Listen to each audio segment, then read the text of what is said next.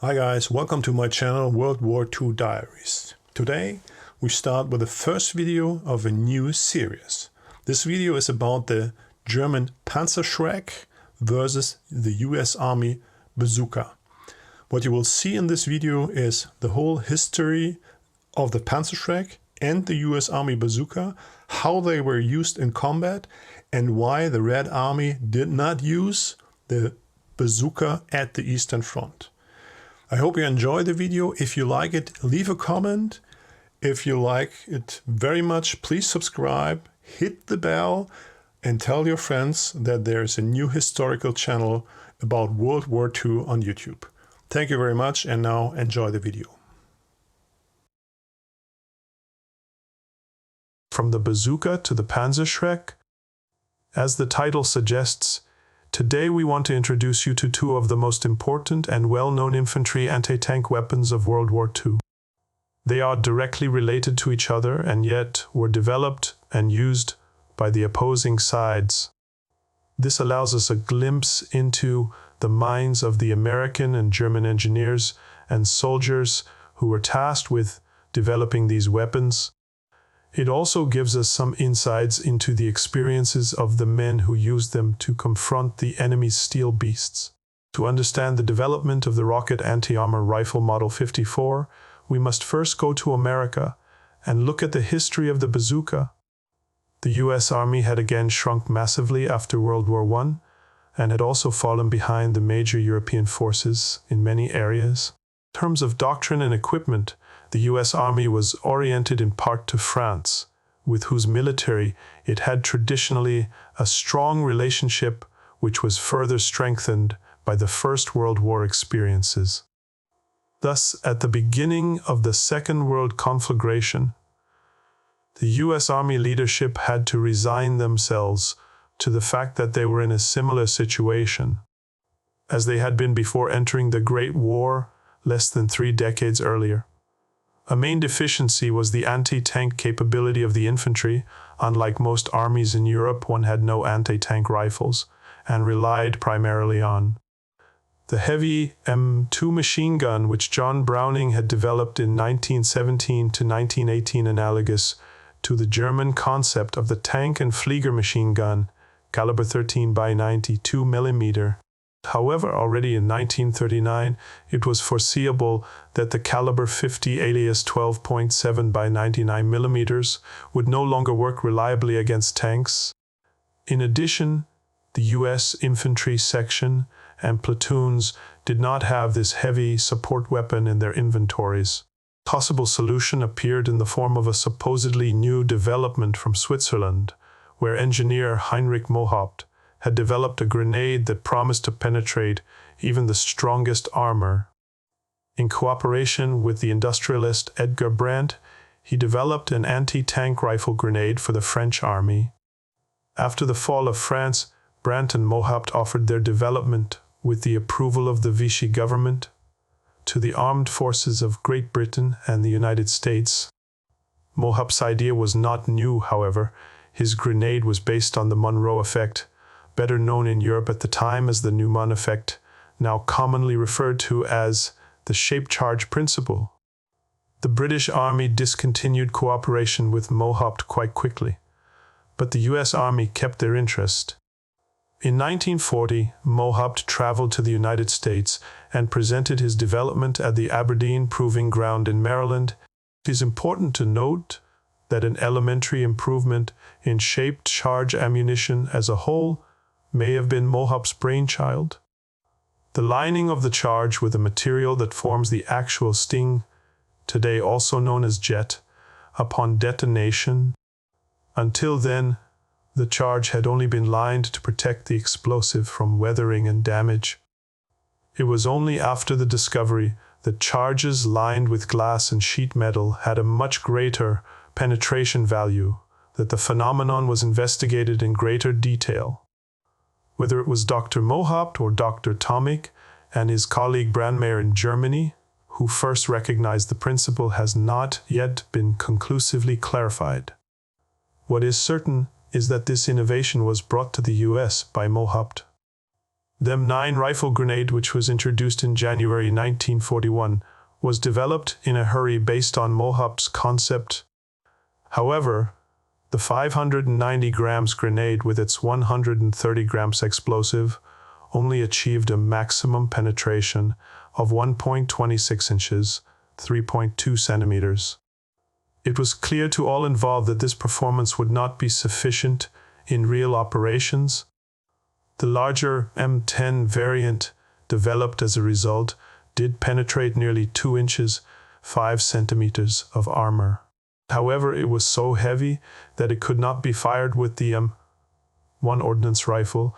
As a solution, it was tried to fire it from the heavy M2 machine gun.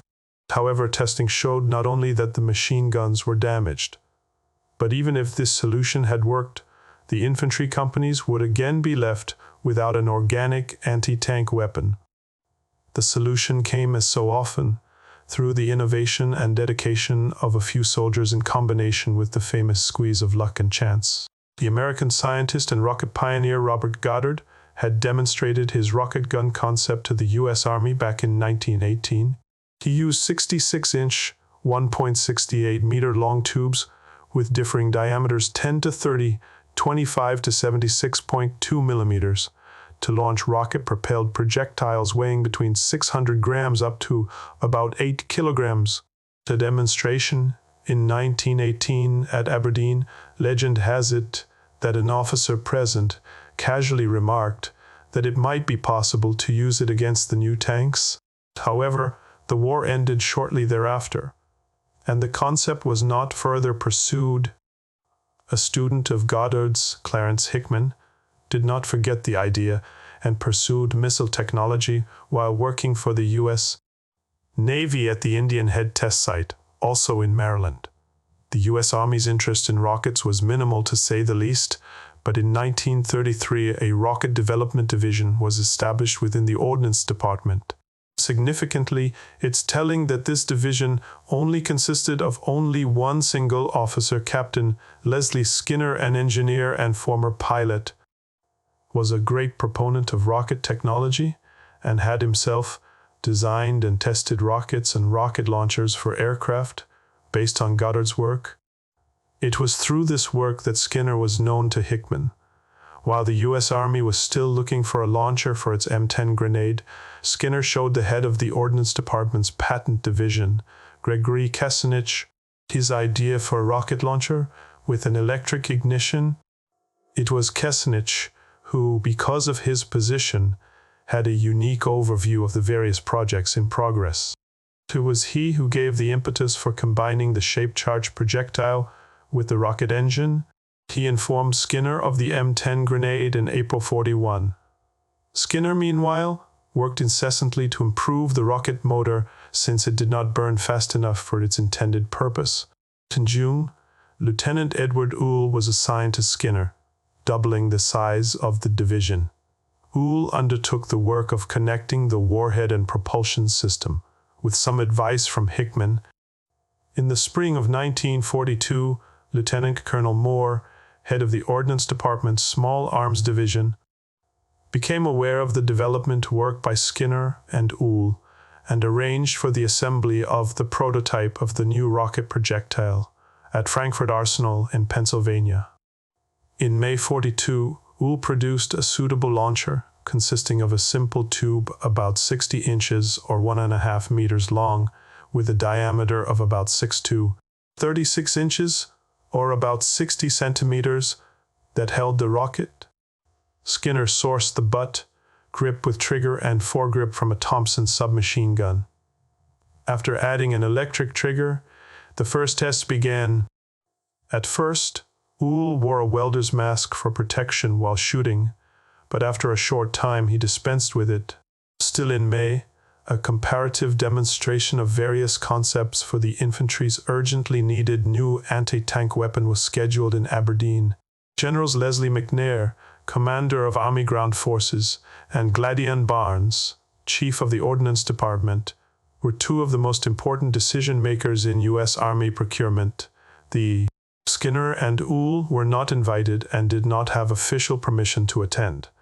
However, that did not stop them from arriving and joining the group of presenters with their launcher, designated T1. All other of 5 the competing designs were based on the concept of the spigot mortar. This is the principle that the British ultimately chose for their Piat. The task given to the competitors was to hit an M3 medium tank in transverse movement with an inert practice round. On this day, none of the spigot mortars managed a hit on the tank, but Uhl was to achieve a direct hit on the first attempt. To assess this performance, 2 points are of note here. Uhl knew the approximate speed tank was going, as well as the rough distance to the target. He had simply asked the driver of the tank about his instructions, presumably over a cigarette, before the exercise began. Subsequently, the shrewd engineer calculated the necessary lead angle. Despite this advance in knowledge, success was by no means assured, as the T1 had no sighting system whatsoever. There was no time to develop, assemble, and adjust one. Uhl improvised a sight from an old nail and the rest of a broken wire coat hanger. After Uhl landed a hit with the first of 9 available rockets, the previously disappointed observers were beside themselves.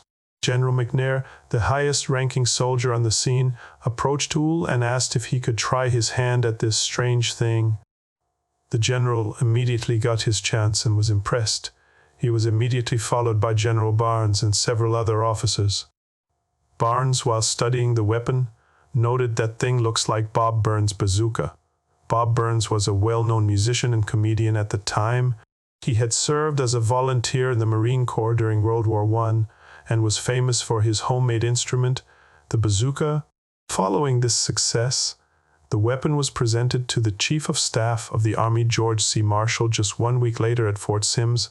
Delegations from the British and Soviet armies were also present at this demonstration.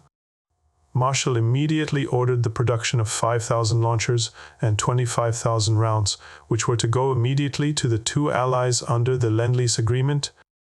As usual in the U.S. procurement system, the industry was commissioned with the subsequent development up to series production and manufacture.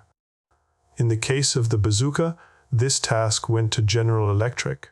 At the plant in Bridgeport, Connecticut, the engineer James I. Powers was given the task of developing a weapon out of the crude T1, which was not only suitable for frontline service, but could also be produced in mass.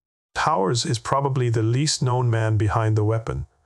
Created together with the Ordnance Department experts, the now iconic bazooka, the weapon itself was eventually designated the M1 anti-tank rocket launcher, the associated projectile, the M6 anti-tank rocket. As early as June 30, 1942, another order for 15,000 launchers was placed for the needs of the U.S. Army itself, and production began. However, the issuing to the troops was premature, as General Barnes had also pointed out beforehand. His reservations were heeded only to the extent that the modifications proposed by the Ordnance Department were to be implemented into the already running production were possible. Thus, one ran after the errors and lack of the weapon first. Instead of eliminating these in the apron, there were also delays in procuring the necessary steel tubes. Nevertheless, production finally got underway. The new weapon differed significantly from the original T1. For example, the barrel had been shortened to 54 inches or 1.38 meters, which was to cause problems later. The wooden hand grips and piston had been retained in a more refined form. A large wooden buttstock now accommodated the energy source consisting of 2 batteries, C-cells. In a compartment next to the 2 working ones, 2 spare batteries were stowed. On the left side of the stock was now a small indicator light to check the circuit. The sight no longer consisted of a nail and coat hanger. The new sight had 4 front posts for 100 to 400 yards, which also acted as a muzzle protector. The rear sight was designed as a diopter, whereas the first models still had a double-sided sight, which was quickly dispensed with. As a result, The bazooka could only be used by right-handed shooters. The end of the tube was covered with a simple protective wire ring, which also housed the retaining and contact clip, which engaged in the blank recesses in the fins of the rocket and thus not only prevented it from slipping out, but also immediately closed the circuit. A copper ring on the warhead formed the forward contact point. To protect the shooter's shoulder and cheek, a heat shield could be clicked onto the tube. A major problem at the beginning was the rocket propellant. Its burning behavior was very temperature dependent. This could pose a great danger in extreme climates. Thus, in the spring of 1943, there were several accidents, some of them fatal. During training in training camps in the U.S. South, the propellant burned more quickly in the high temperatures prevailing there, which led to pressure peaks in the tube and, in the worst case, blew it up. As a result, production was briefly halted, and the weapons were only allowed to be used in combat. An immediate measure was the order to reduce the propellant charge in the rockets. It turned out that the Ordnance Department had approved the use of a weaker type of steel for the production of the tubes. This weaker steel had failed. The danger one became with a simple solution here. To address that problem, the endangered area of the tube was reinforced with a wrap of high-strength steel wire. However, this forced a partial redesign of the firing system. The small switch box was omitted. Instead, each of the rockets, now designated M6A1, was modified. I-ring impulse no longer ran from the copper ring at the tip to the rear, but was now simply stowed in the tail and secured with a piece of tape.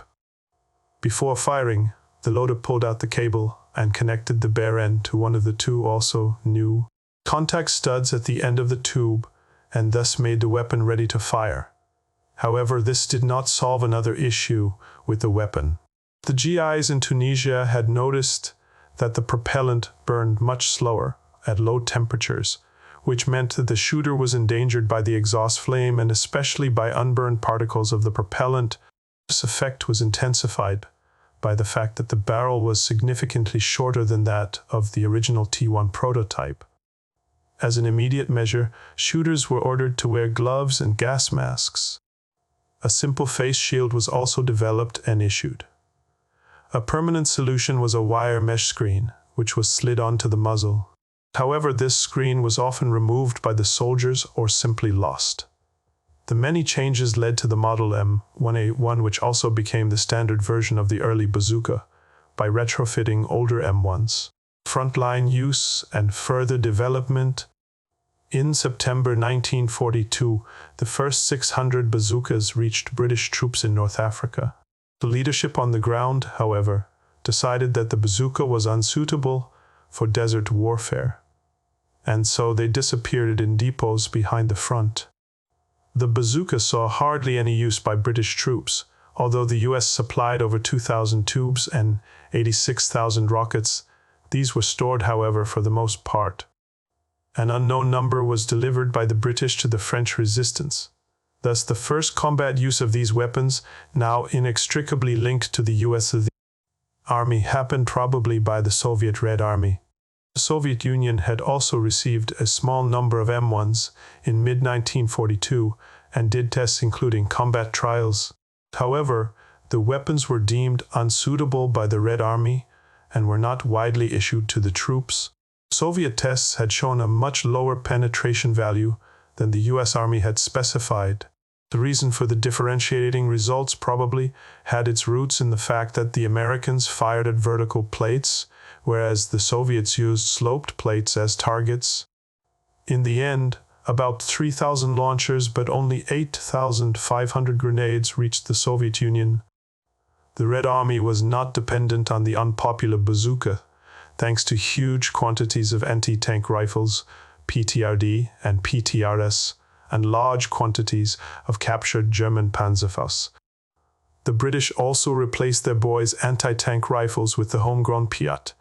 The legendary George Burling Jarrett, who worked for the U.S. Ordnance Department during the war both as a liaison officer to the Allies and in the field of evaluation, and analysis of enemy weapons.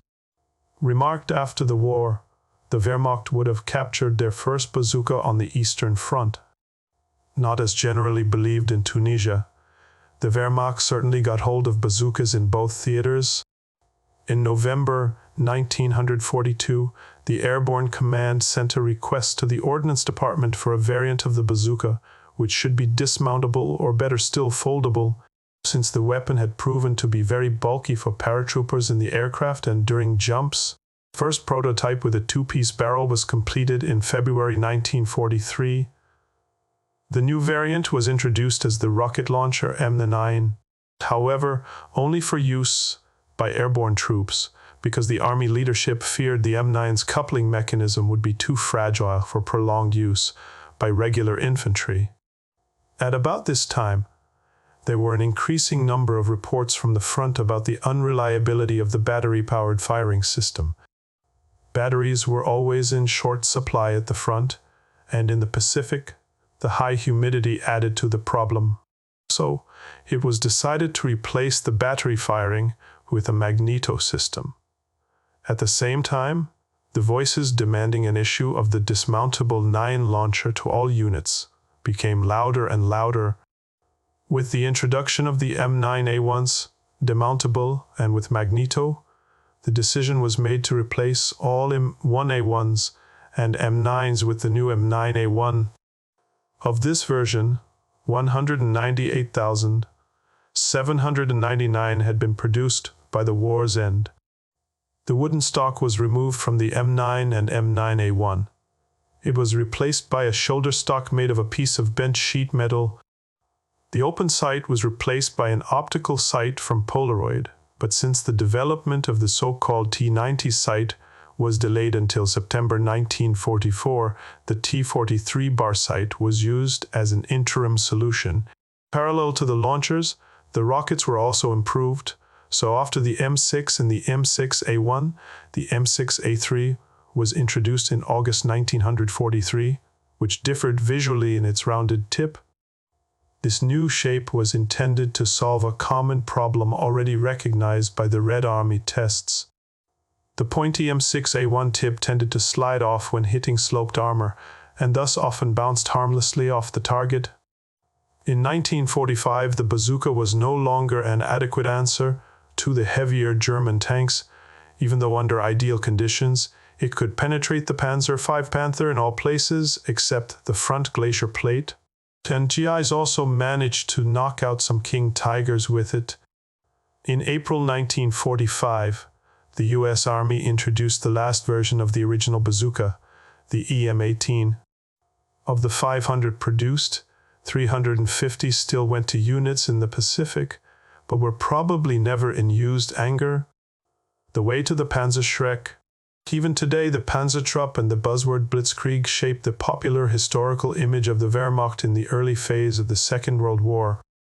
The German army also faced the challenge of equipping its infantry with an effective weapon against enemy combat vehicles. While the Wehrmacht soldiers initially went into the field with oversized rifles, Panzerbuchsen German for anti-tank rifles, by the end of the war they had weapons at their disposal, in the form of the Panzerfaust and the Raketen Panzerbrief 54, also known as Panzerschreck, which enabled a single soldier to destroy a steel colossus weighing 30 tons or more, without the need of an almost suicidal dash at the enemy tank to deliver an often improvised explosive. Along the journey to the Panzerschreck, we would like to take the opportunity to introduce you to the various weapons and concepts that preceded its development or made it possible in the first place. As already mentioned, the Wehrmacht, like many armies of the time, initially used so-called Tankgewehr, a type of weapon that originated in the famous German tank rifle of the First World War. At that time, Mauser in Oberndorf created an oversized rifle that fired the already developed 13 by 92 mm HR caliber cartridge. The cartridge had been developed in World War I for the tank und Flieger machine gun, 18 heavy machine gun, to fight both the ever-increasing number of enemy tanks and the increasingly well-protected enemy aircraft. The Panzerbuchsen 38 and its simplified successor, 39 of the Wehrmacht, did not rely on a large caliber like their ancestor, and many foreign anti-tank rifles of the time did. They fired the Patron 318 in caliber 7.92 by 94 mm, which were based on the old 13 by 92 mm of the T rifle. But the bullet itself came in the same caliber as the standard 98 carbine, but from a cartridge case many times larger. Due to the low bullet mass combined with the large propellant charge, the bullet achieved an enormous muzzle velocity of 1,000 meters per second. This resulted in a penetration performance of 1 inch at 30 degrees at 300 meters. However, as early as 1940 France, this performance was no longer sufficient to defeat enemy armor. The experiences of the summer of 1941 in Russia showed that the anti-tank rifles were just as obsolete as the main German anti-tank gun, the 3.7 cm Pak 36. The Panzer BC-39 was converted into the Granat BC-39, which could then fire hollow charge grenades. However, those grenades did not possess sufficient penetration value. No matter if they were fired with converted signal pistols, also known as storm pistol, 98K with a grenade discharger cup, or by use of a special grenade rifle like the Granat BC-39. Thus, the soldiers on the Eastern Front had to defend themselves against the Russian tanks with a hodgepodge of so-called Panzerschreck, ranging from Molotov cocktails over bundle charges to Cherokans with an attached stick grenade. This was a dangerous undertaking that only had a chance of success if the tanks attacked in small groups and without being covered by their infantry. The successor to the 38-39's anti-tank rifle had already been tested in the Western campaign. The first 90 pre-series examples of the Panzer 41, or in short 2.8 cm SPZB 41, were delivered in September of 41. The concept of this gun was based on a patent from 1903 by Karl Puff for conical gun barrels. It was the engineer Hermann Gerlich who took up this concept again in 1927 with his company Halger, founded in Denmark. He patented his so-called ultra projectiles, Ultra 1 and 2, in the USA, among other places, and tried to find interested military customers. Gerlich died in 1934 at the age of 56, but his former assistant Dr. Hans Neufeld continued the work at the Pulte Company. It had also developed the 13 by 92 tank and Flieger cartridge during the First World War.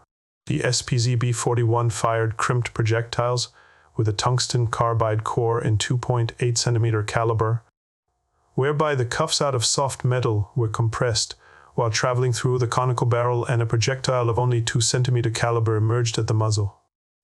This process resulted in a very high muzzle velocity of 1,400 meters per second and produced penetration rates of 60 millimeters at 100 meters and still 20 millimeters at 1,000 meters.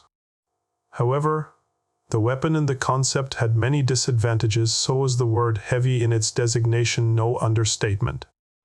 The weapon was basically a small cannon and weighed up to 223 kilograms, depending on the mount. For comparison, the PZB-39 weighed 12.6 kilograms and the 3.7 centimeter Pak 36 450 kilograms. The decisive weak points, however, were the high wear of the expensive conical barrel, which led to a lifespan of only about 500 rounds, plus the dependence on tungsten carbide for the bullet core. On June 22, 1941, at the start of Operation Barbarossa, only 178 examples were available in the entire Wehrmacht. In addition to the standard mount, a variant with small balloon tires was used for paratroopers. They were also mounted on vehicles like the SDKFC 250 or the light scout car SDKFC 221.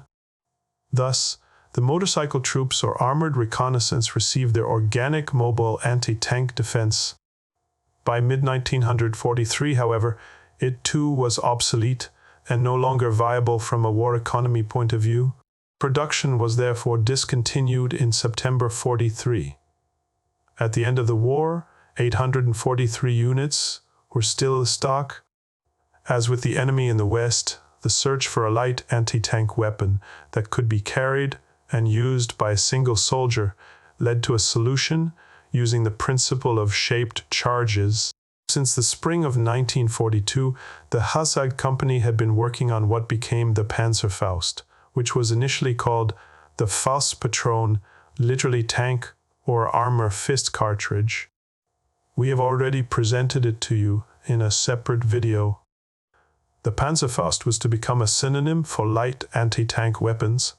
However, it had many disadvantages. The biggest issue was its short range of initially just 30 meters, which later increased to 60, and finally 100 meters.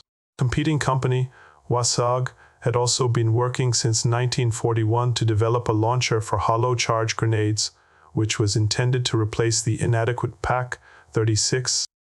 Under the direction of Dr. Eric Holt, they developed the 8.8 centimeter rocket launcher 43 Popchen.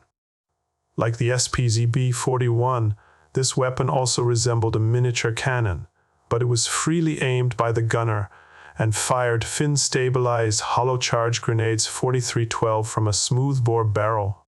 This could penetrate 150 to 180 millimeters of armor steel, and its effective range was about 250 meters, with a maximum range of about 700 meters. The first launchers were hastily delivered by air to the Eastern Front in October 43, where they were intended to replace anti-tank rifles and infantry units. However, production of the grenades was massively delayed, and the first 19,000 grenades did not reach the front until March of 44. The Werfer 43 proved to be effective in action. Nevertheless, copies of the US-American Bazooka had been captured in Tunisia, and presumably earlier in the southern sector of the Eastern Front, by probably March 43, along with the first two models of the later Panzerfaust, tested at the Kummersdorf Army Test Center, and the results led to the development of the Panzer C-54, also known as the Panzerschreck, and to the discontinuation of production of the Werfer 43. Compared to the Bazooka, the Popchen seemed too large, heavy, and complex. The Werfer 43 was 2.87 meters long and weighed up to 149 kilograms with a wheeled carriage and a protective shield, and it was operated by at least 3 men. The gun-like breech alone consisted of 39 individual parts.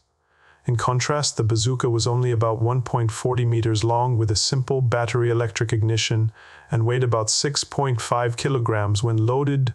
Development of Panzer C-54, also known as Panzerschreck. The rapid development of the German Bazooka in only about 6 months was made possible due to the existence of two previously mentioned weapons, the US Bazooka and the launcher 43 Popchen, which were both equally important.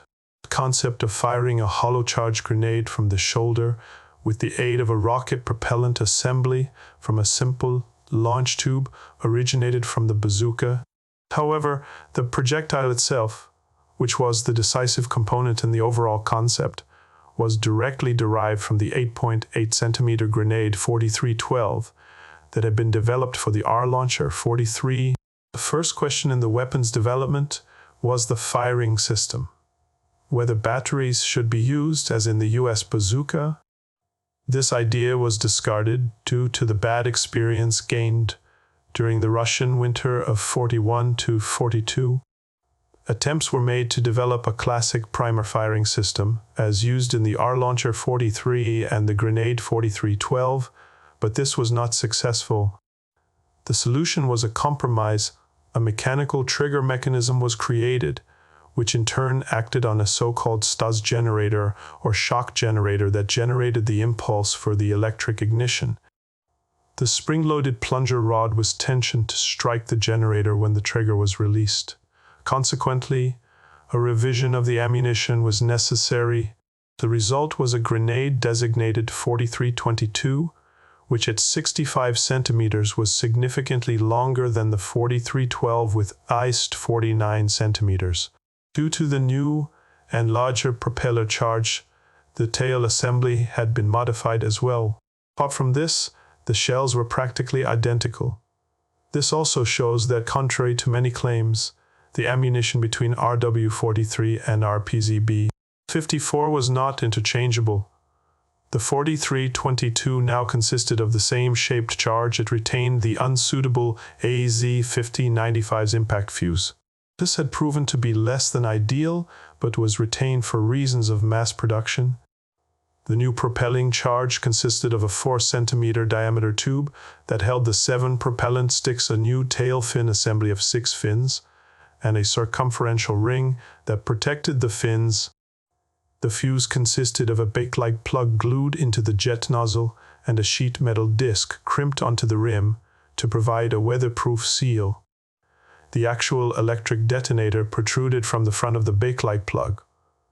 One of the wires coming out of the sheet metal disc was directly soldered to the tail. The second wire went into a metal pin placed in a small wooden plug.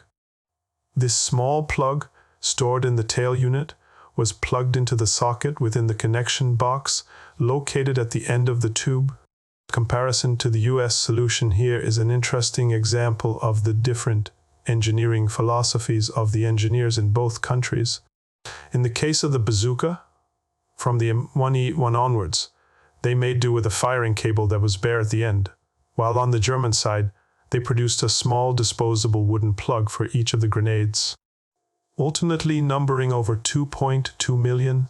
Besides the standard 43-22 grenade, there were also different training grenades, such as the pure drill grenade 43-29 without any charge, and the 49-90 without a warhead, but with a propellant charge. For target practice, an important factor remained. As with the Bazooka, the temperature sensitivity of the rocket motor.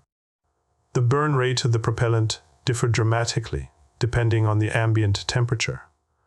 Not only did this cause the muzzle velocity, and thus the ballistics, to fluctuate, but there was also a danger due to the different gas pressures in the tube, which could cause the tube itself to be blown up, with the corresponding consequences for the operator. At very low temperatures, combustion was so slow that unburned particles flew out of the rocket nozzle several meters after the rocket had left the barrel, endangering the shooter. To counter all of this, summer and winter variants were issued, each of which could only be fired in certain temperature ranges. The launcher itself differed greatly from the US model, despite obvious similarities. The most obvious difference was the significantly larger caliber. The choice of a caliber of 8.8 centimeters was simply based on the availability of the appropriate ammunition, and as already explained, the adaptation of the shell 4312 was quite simple and saved the development of a completely new ammunition. This was an invaluable advantage in a wartime economy. Here we must immediately clear up a small but widespread misconception. The barrel of the RPZ-B-54 has a caliber of 9.1 centimeters, not 8.8. The 8.8 centimeters is achieved by 3 longitudinal grooves stamped into the barrel over nearly its entire length.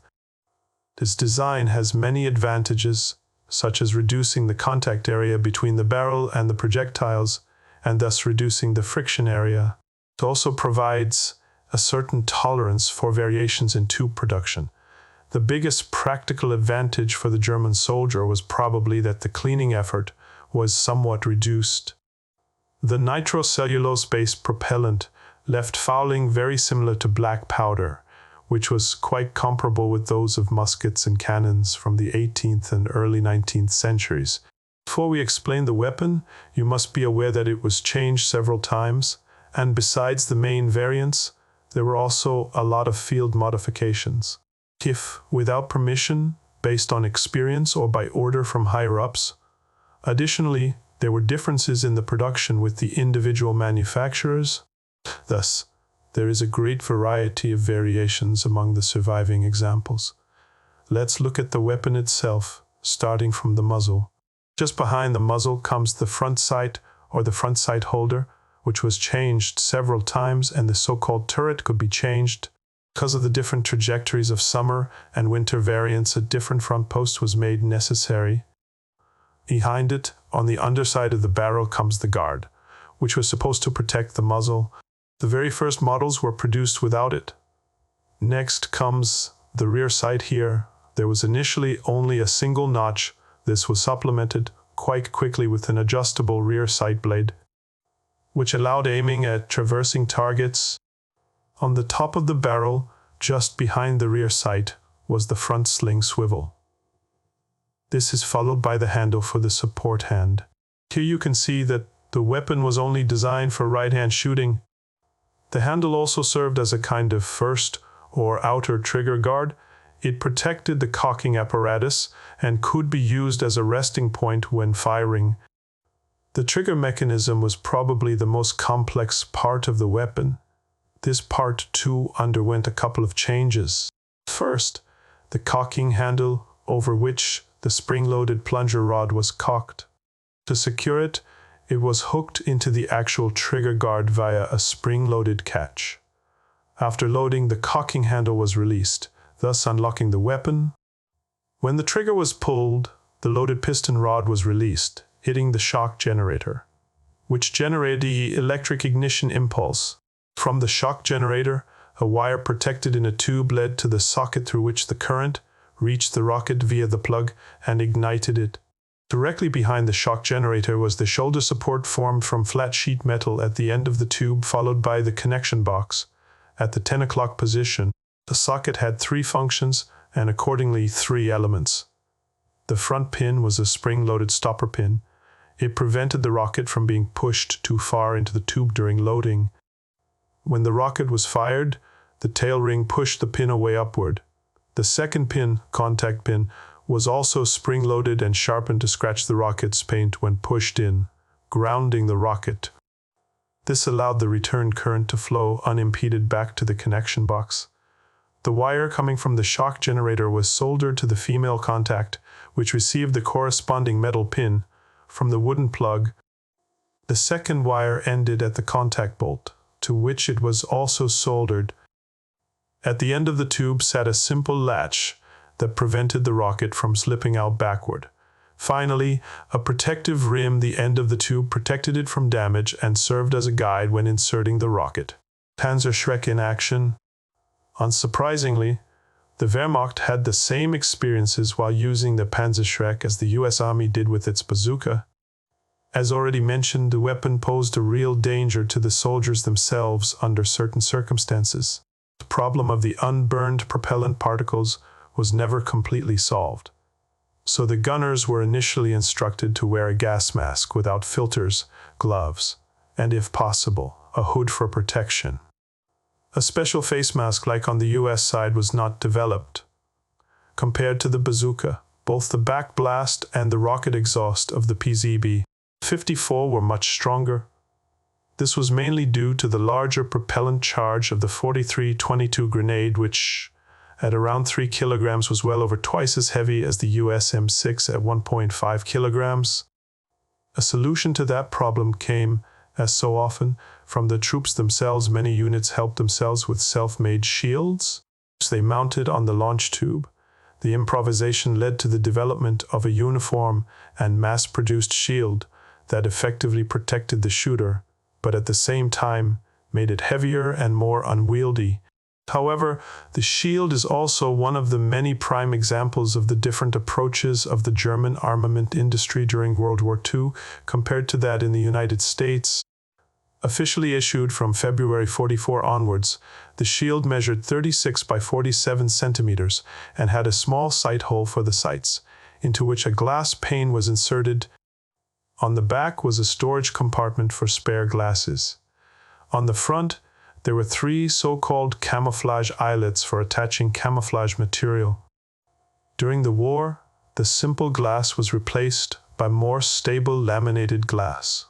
It was attached by a simple pipe clip immediately behind the rear sight.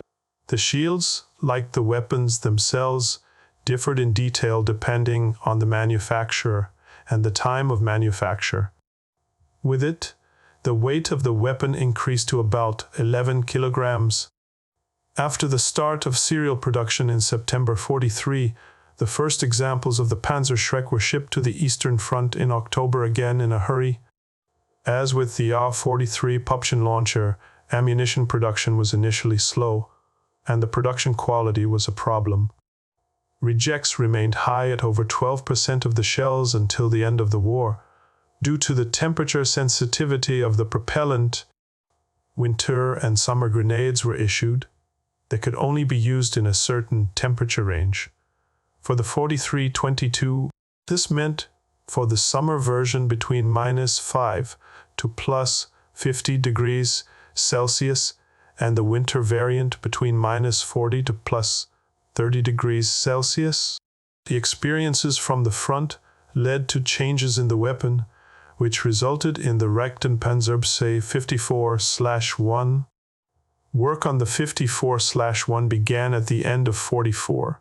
The most obvious difference was the length of the barrel, which had been shortened to 1.35 meters from the rear, saving a good 1.5 kilograms in weight. The total weight was thus back to the original 9.5 kilograms. The shifted center of gravity also made the weapon much easier to handle. However, the 54/1 could only be fired safely with a protective shield attached. The new version was produced as new ones at the factories and through field modifications by the troops, for which conversion kits were issued. The conversion included the following: shortening of the barrel by 34 centimeters, removal of the shoulder support, omission of the tube containing the firing cable, modification of the sights, relocation of the rear sling swivel, redesign of the protective rim at the barrel end, relocation of the switch box and the lock clamp. Part of the protective shields were provided with an additional handguard flap. Again, due to the large number of different parts and implementing places, there was no uniform model but many small differences in detail. There are at least 3 known variants of the protective rim. The attempt to improve the ammunition came in the form of Grenade 4992, which had a contact ring on the tail unit and made the insertion of the wooden plug unnecessary. Nevertheless, this version retained the small wooden plug. According to all known sources, the grenade never went into serial production due to delays in the development and the general war situation. With the contact ignition, the German side took the opposite development path to the US Bazooka. Production and use. The production of the rocket-propelled grenade launcher 54 took place after its development at Hassag in Leipzig. In their factory Skarżysko-Kamienne, Częstochowa, Poland, but also at Enzinger Unionwerke AG, Mannheim, Schricker Amp, Company Nuremberg, Kronprinzwerk, Solingen-Oligs, Jekels Eisenindustrie AG in what was then the Protectorate of Bohemia and Moravia, and by Gebauer Schaeffler at Reinickendorf in Berlin from 1943 until the end of the war. 314,895 launcher model 54 and 54/1 plus 2,218,400 million grenades were produced. For comparison, the US produced about 395,000 bazookas and 15,603,000 grenades between 1942 and 1945. The Panzerschreck proved itself well in action, but its effective range of between 100 to 150 meters ranged always far behind the heavy anti-tank weapons. Nevertheless, unlike the Panzerfaust, the Panzerschreck was not intended to be used only defensively. Rather, it was to be used in a planned and combined manner. From the outset, if in the defense or the attack, giving advancing elements an immediate anti-tank capacity. Therefore, in contrast to the Panzerfaust, not all soldiers were trained on the Panzerschreck. In the beginning, the infantry regiments formed so-called tank destroyer squads, with 3 weapons or groups of 6 weapons on company level. The means of transport was an infantry cart, with a special body for 6 tubes and 30 rounds. Later on, rearguard units were equipped with the Panzerschreck II, but there they were used as purely defensive weapons like the Panzerfaust. The equipment of infantry in the Panzer and Panzergrenadier divisions with Panzerschreck was not planned in the beginning. It was believed that these formations had sufficient organic anti-tank capability. Nevertheless, Panzergrenadier units also procured the weapon, which was later granted to them anyway. After the first experiences, the weapons and the trained personnel were concentrated in tank destroyer companies of the regiments. With an allowance of 72 tubes plus 18 reserves, as well as larger quantities of Panzerfausts and other combat equipment, they were well equipped for close-in anti-tank fighting. However, they usually lacked the mobility necessary to get quickly to the hard-pressed positions in the regiment's area of operation. By the end of 1943, the 1st Panzerschreck Battalion tank destroyer battalions had been established. They were comprised of 3 companies and a small battalion staff, partially equipped with motor vehicles. They were to serve the armies and army groups as focal point units with up to 162 tubes to counter the Soviet tank masses, which were steadily pushing westward.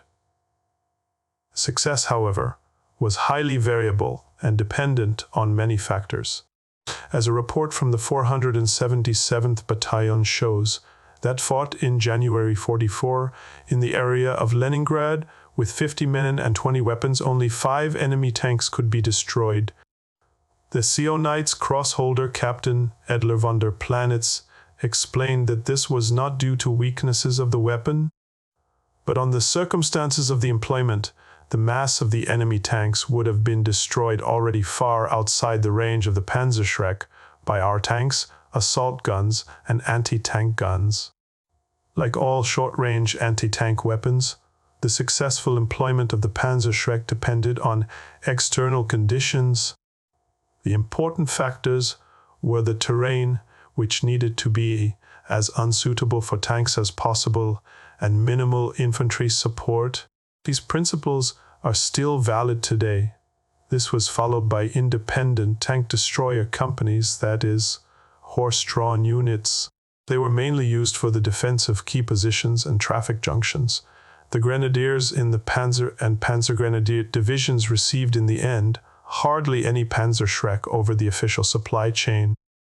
Instead, however, they received a target stock of 1,000 to 1,500 Panzerfaust. In the Luftwaffe, the RPZ B-54 was mainly used by the paratroopers, where the weapons were issued in different numbers to almost all divisions, whereas the regiments received only 54 pieces as a target number. Others were assigned to the division staff, as well as to the tank destroyer, anti-aircraft and artillery units. Transport. For transporting the Panzerschreck and its ammunition in the infantry units, there was an attachment for the so-called Infantry Cart 8, a multi-purpose cart which could be pulled by car, horse, or man. Contrary to the official specifications for Panzergrenadier units armored, which meant the ones equipped with half-tracks, the weapon used is proven by the installation of holders in the SW. Nevertheless, the most common means of transport for the Panzerschreck was certainly the shoulder of the German soldier. For the grenades, there was the wooden box in which they were issued.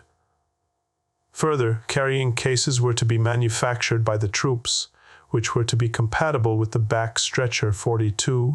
Due to the production by the troops themselves, there was no uniformity, and probably only quite a few were produced at all. Special variants. Parallel to the production and use of the Panzerschreck, there were attempts to develop a successor model. The rocket-propelled grenade launcher 52/2, for example, never got beyond the prototype stage. No pictures or drawings have survived. The use of a prototype is mentioned in a report from late 1944. The weapon was shorter at only 110 centimeters and with 7.5 kilograms lighter than the launcher 52/1. It was also said to have a cocking trigger. This made the pre-cocking and the cocking lever superfluous. It was also hoped that the same caliber would make it possible to use the warhead of the Panzerfaust 150, which was also planned. Towards the end of the war, raw materials were scarce, which led to many experiments with substitutes. These included trials at the SS Weapons Academy in B&O, with prototypes of a replacement rocket-propelled tank rifle, designated variant, with a barrel made of impregnated and pressed cardboard. This would have saved 5.5 kilograms of metal and reduced the total weight by 2 kilograms. It, too, remained an experiment. One's tank destroyer was based on the heavy explosive carrier Borgward B4, Panzerschreck AUF Borgward BVV, in early 1945. The Inspekteur der Panzertruppen, Inspectorate of Armored Forces, requested a small and lightweight tank destroyer to provide mobility for weapons like the Panzerfaust and RPG B-54, which were crucial for anti-tank defense in the heavy house-to-house fighting raging in many cities of the Reich. A light tank destroyer was constructed using leftover B-4 heavy explosive carriers at Panzerersatz-Abteilung 5, Panzer Replacement Depot No. 5, in Neuruppin. It was armed with a launcher assembly of 6 Panzerschreck in a primitive multi-launcher and mounted on the vehicles, depending on the base version of the vehicle, used either Ausführung B or C. The launcher was mounted to the right or left of the driver's position. A total of 56 of these conversions were reportedly built and deployed, but little is known about their use. Sources suggest that they were used in the final battle for Berlin by the remnants of the 11th Waffen-SS Division Nordland and the so-called 1st Panzer Brigade Hitler Youth in the district Mitte of Berlin's city center. Names and nicknames. There are many misunderstandings and myths surrounding the name of the weapon, so here are the various designations in chronological order. First of all, the unit designation assigned by the Heereswaffenamt is 8.8 cm Raktenpanzerbschi, 6030 or 8.8 cm RPZB-54. This designation was used exclusively in the development and production planning process. At the same time, the codename Erntekrans Harvest Wreath in German. At the end of the development, and upon its first appearance, the word Ofenrohr German for stovepipe was used. As stated in the report of the representative of the Armored Forces at General Staff of the Army dated August 10, 1943, he wrote that the RPZB 6030 stovepipe was sent to front-line units for test and evaluation. Next came the designation Panzerschreck 43. In a report dated September 8, 1943, it was referred to as 8 cm Rakete Panzerschreck 43 Ofenrohr, also known as stovepipe. In the first shooting instructions against enemy tanks from September 30, 1943, the designation reads 8 cm RPZB-54, and on edition from November 29, 1943, the name Panzerschreck was officially adopted. However, the designation Ofenrohr continued to be used in parallel, for example, in Merkblatt instruction leaflet 77/288 cm RPZB-54 Ofenrohr of December 7, 1943, Manual de 1864/1 from June 7, 1944, Panzerschreck was officially used in a document for the first time. Both nicknames were therefore not German soldier jargon, but official designations. The only documented nickname for the 54 firsts was probably Ofenrohr Kurs or Panzerschreck Kurs.